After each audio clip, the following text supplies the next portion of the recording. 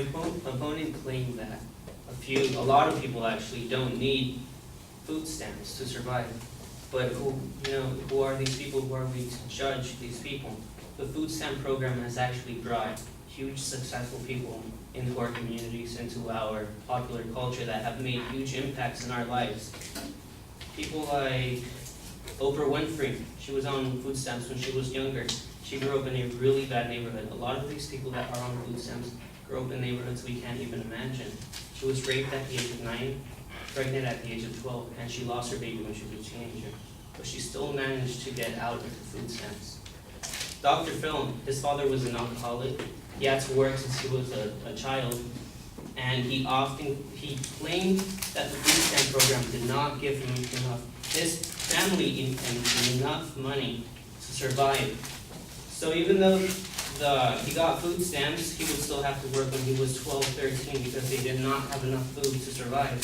Whoopi Goldberg, she grew up in a public housing project in Manhattan. She had to get a job as a phone sex operator to get more money for food. The food stamp program does give out money, but it does not give out enough.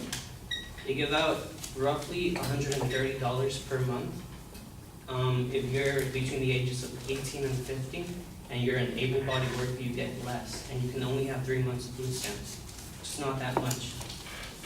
They also claim that food stamps, the number of people on food stamps has been rising, but this is because of our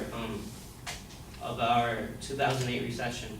In the 90s, when our economy was thriving, the food stamp percentage actually declined so much. It went from 11% to 6%. That's only a few numbers away, but if you put it in perspective, that's millions of people.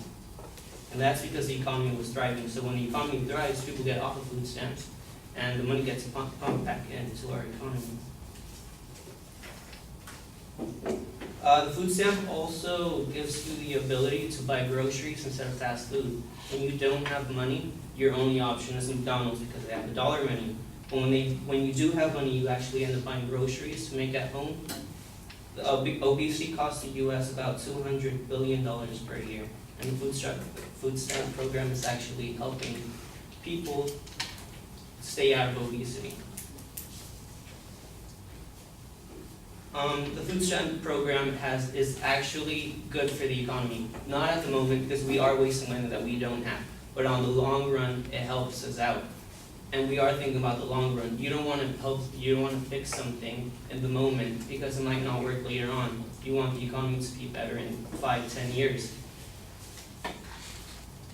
For every $1 billion spent, 17,900 full-time jobs are created in the farms. There are also 3,300 undocumented farm workers that are also helped out in the farming business. These are temporary jobs, but they are needed. The food stamp program is actually an investment in our economy, according to the Huffington Post. It does help us in the long run.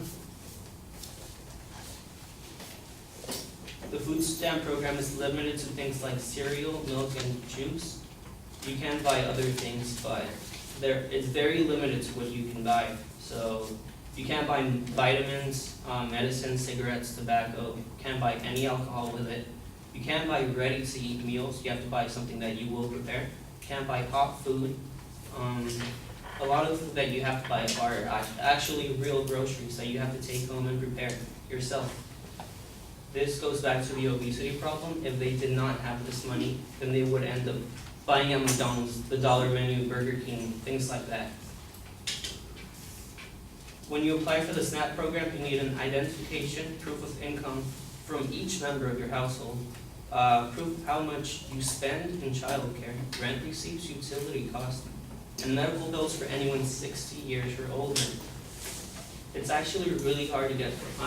In my personal opinion, I think $25,000 a year is way too little. That's the cutout. Anyone that makes $25,000 a year and less is considered poverty line. But I believe that the minimum should be at least $30,000 a year because no one can survive on $25,000.